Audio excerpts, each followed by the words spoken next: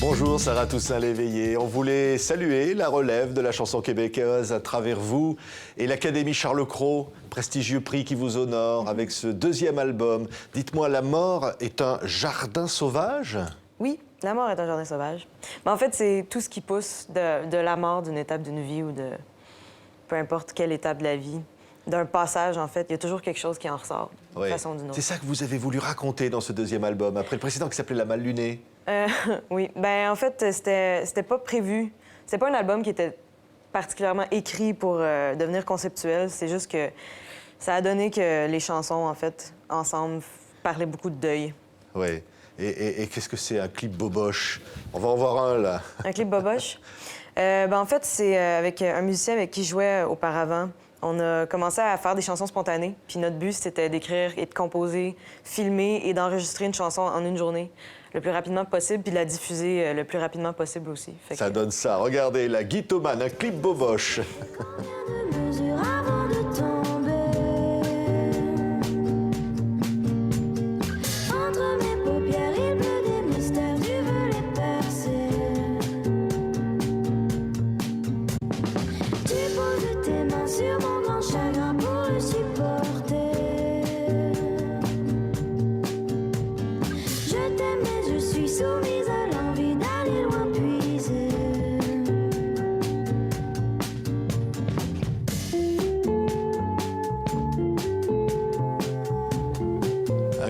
Un clip comme finalement une promenade en musique. Hein. Guitomane, c'est vous ça? Vous êtes une guitomane? Guitomane, oui, ben c'est un mot, c'est clairement inventé.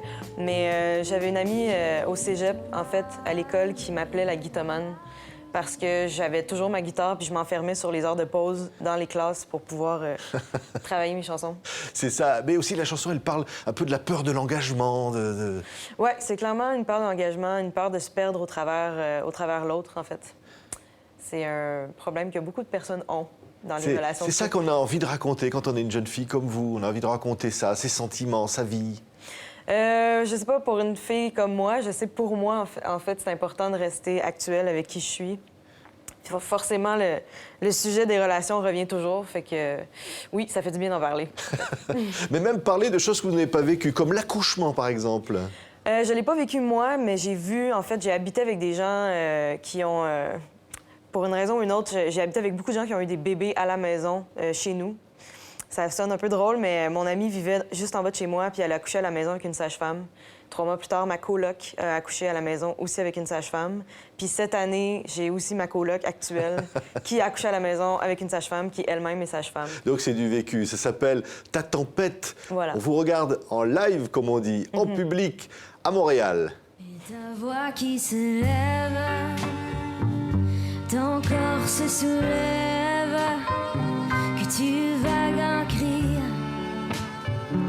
que tu vibres en craie. Toi, femme forteresse, l'intensité t'avale, l'intensité te valse vers un tout nouveau cri.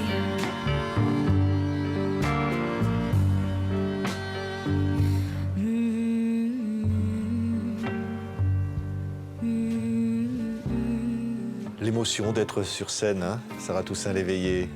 L'émotion du public. L'émotion. Ouais. Ouais, ben c'est clairement un échange. C'est un beau partage, je pense, sur scène. On est toujours chanceux, en fait, d'avoir accès, en fait, à une scène. Ouais. Il y a quelque chose de puissant qui se passe là-dessus. C'est incroyable parce que sur scène, vous chantez ces chansons comme ça, pleines d'émotions, parfois un peu sombres, mais vous êtes très drôle aussi sur scène. Vous aimez faire rire. Ouais, ben en fait, c'est ma maladie, ça. J'ai besoin de parler aux gens. J'ai vraiment besoin de faire contraste aussi avec les sujets qui, parfois, sont un peu... je vais pas dire lourds, mais quand même, c'est des sujets un peu lourds, effectivement. Oui. Le deuil, la mort, même l'amour, en fait. L'escargot, qui est une chanson qui raconte qu'on est enfermé dans cette sorte d'une carapace. Ouais, c'était une peine d'amour, en fait. C'était une lettre que j'avais commencé à écrire à quelqu'un. Finalement, j'ai décidé que c'était en train de devenir une chanson, en fait. Fait que je l'ai juste gardé pour moi. Oui, la prison voyageuse, c'est terrible ça. Vous dites, on voyage, on est sa propre prison. Oui, ben, on essaie tous, je pense, d'évoluer puis d'ouvrir le plus possible sur le monde extérieur, mais des fois, c'est pas évident non plus. Il faut apprendre à communiquer. Oui, La Mal Lunée, ça a été votre premier disque qui vous a fait connaître. Oui. Ouais, La Mal Lunée, ça, c'était un album beaucoup plus spontané, plus jeune, plus candide. J'ai écrit des chansons entre mes 15 puis mes 20 ans, puis ça s'est ramassé sur un album, en fait, qui s'appelle La Mal Lunée. J'étais pas tant mal lunée, j'étais pas si de mauvaise humeur, mais bon, voilà. Ça reste une chanson qu'on adore. La Mal Lunée, Sarah Toussaint-Léveillé. Cela nous tienne. Elle a froid, oh elle a chaud, la belle a mal lunée. Oh elle a froid, oh elle a chaud, la belle a mal lunée. À l'horizon, ils éclairent ses lumignons. Elle veut rattraper ses voix claires à l'unisson. Mais 4 temps en arrière, elle perd le souffle. Mais 4 temps en arrière, elle perd le souffle. Y'a rien à faire.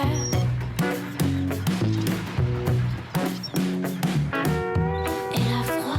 Et voilà l'aventure qui commençait donc avec ce premier album et qui continue. Vous êtes une famille d'artistes, hein. J'ai un disque, voici là, le papa, qui s'appelle François Léveillé, qui fait encore un nouvel album, qui est un humoriste bien connu au Québec. Vous avez grandi finalement dans les coulisses des salles de spectacle. Ouais, quand même, je suivais souvent mon père. Il a toujours joué avec des musiciens aussi sur scène, puis je me souviens que il y avait un drummer, en fait, puis j'allais toujours jouer sur son drum après le spectacle. Ce qui était un peu énervant parce que je savais pas particulièrement jouer quand j'avais 7 ans, fait que voilà. C'est ça qui a donné envie. Alors je crois que vous avez envie de faire du cinéma. Ouais. Ben, en fait, je pense que c'est toute